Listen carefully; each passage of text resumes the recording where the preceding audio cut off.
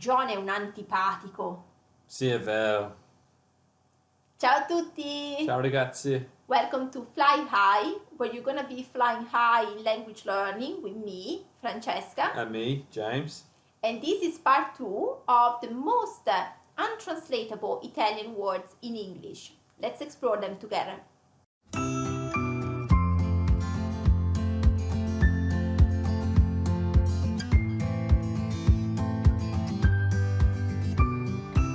So guys, in the first episode I gave you 5 words, expressions, and in this episode we're going to be looking at 5 more words and expressions. So let's start with the first one, uffa.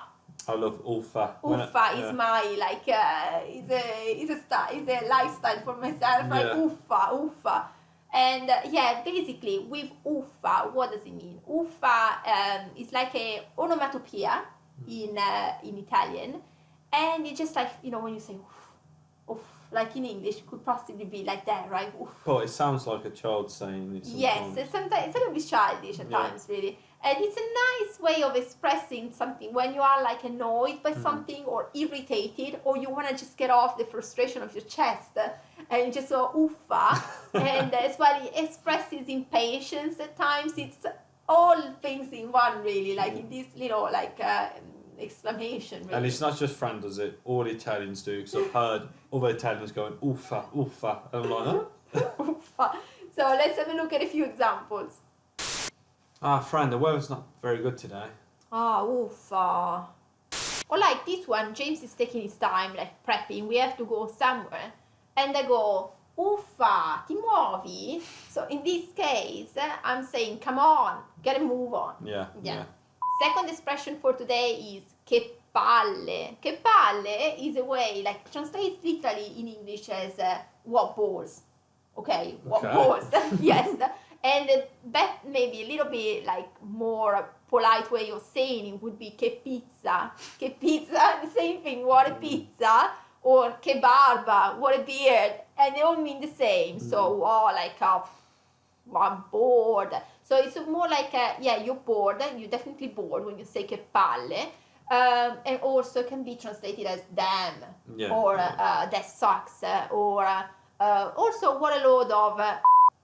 Okay, so it can mean also you're a pain in the ass. It can mean that as well. So there's so many meanings into this che palle, but it's not translated as bollocks, okay? Because that's more like nonsense, and that's not really what che palle is. Che palle is like you are bored. You're definitely bored, or you can't be asked, maybe. Yes. That's another way. Yes. So I can go, for instance. Oh, che palle, I'm bored, okay? Or I go to you, che palle che sei, you are annoying me. Oh, sorry. Okay, James annoying me, and I go, che palle che sei, you are a pain in the ass. Well, okay? see you later. So, or as well, you are in the middle of a like pointless meeting at work, and you go like in the back of your mind, you go like, che palle, what a load of. And or you can say like, I got my phone here, and they go, it's broken. Oh, che palle! Like, you're sort of like, I just broke my phone, and whoa. Or tomorrow maybe it's Monday, and you're gonna have to go to work, and you go, che palle!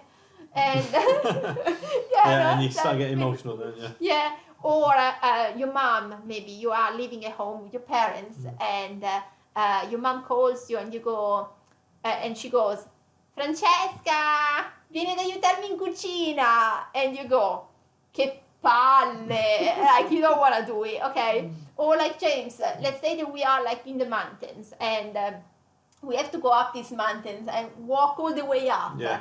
And you tell me, like, we have to walk all the way up, and I go, che palle, I don't want to do it. Okay? So these are all the possible meanings of che palle. Yeah. Third expression of today is meno male.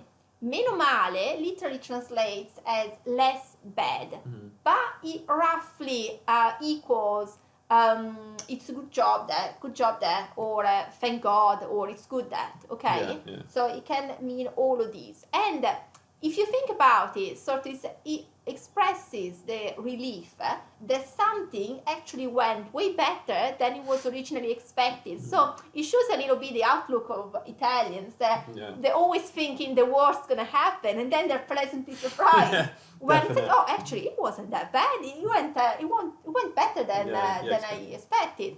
So yes, but at least it's on the other hand, it shows that we don't set super high expectations, that when they're not met, instead it's more of a disappointment. So it's possibly better to be this way. So you're thinking, it's best to underachieve. So you know that when you do overachieve, it's like a good result then. Yeah. So let's have a look at a few examples.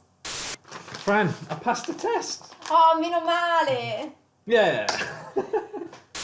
Oh, James, meno male che sei arrivato. I need you in the kitchen. Oh, okay. One sec. Another way of using meno male is when you use it sarcastically. So let's say that James is a cook and he's just burnt a cake in the oven, and they go, meno male che sei un cuoco. Good job that you're a cook. Even in English it's darky there. Okay? Yeah. So yes. Fourth word of the day is simpatico. Does that mean like something to do with like having being sympathetic with people? No.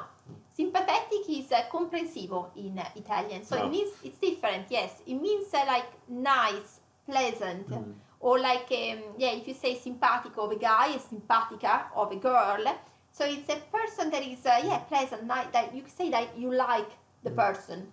And it's very, very subjective in Italian. It's not, that's why it really like the nice, it doesn't really do it justice. Because you can say maybe that you go, let's say, John. You can find him simpatico, but I might not like him instead. And so it's like simpatico is to you, like your own personal opinion on the person. And as well, nice. Nice in does it actually in English? Does it refer more to personality and looks, or more? Well, it just depends. If you go, John's nice, probably would say about his personality, how he comes across, and everything. But if you say, Jane's nice, that's more looks. Yeah, right, if you say that in that way, but no, well, it just depends really. What you want to say. You can say Jane's look nice, or you know. Yeah, no, in Italian it's more about the personality of the person, of the character. And it's a nice person, it's nice, like, una persona simpatica is a person that is fun to be with, and maybe makes jokes that everyone laughs at, and maybe it's like just makes everyone smile, you know, those like people. But it's very personal, like you can, as I said, you can find this person simpatica, but another person might not find them, you know, that way. And it's a sort of like a harmony or same wavelength that you establish with someone upon first meeting them. Beautiful. And you just click with the person, and then on, you know, let's the flip, how do you say, the other side of the coin, basically, is that once you think a person is simpatica, it's going to be hard then to, you know, just change as well the way you are feeling towards this person. Okay, so yes, it can be keep it both things. And according to the Italian dictionary definition that I see here, so I'm here translating, simpatia is an instinctive feeling of inclination and attraction to someone. Okay, so you can feel positively inclined toward a person, but another person might not, as we said. So that's sort of like harmonic feeling. And we go on the other hand, we go antipatico. Antipatico is the opposite of simpatico. So a person that is unpleasant, that you don't like the person, obnoxious. You say that, obnoxious. If I go, for instance, Marco mi sta proprio antipatico.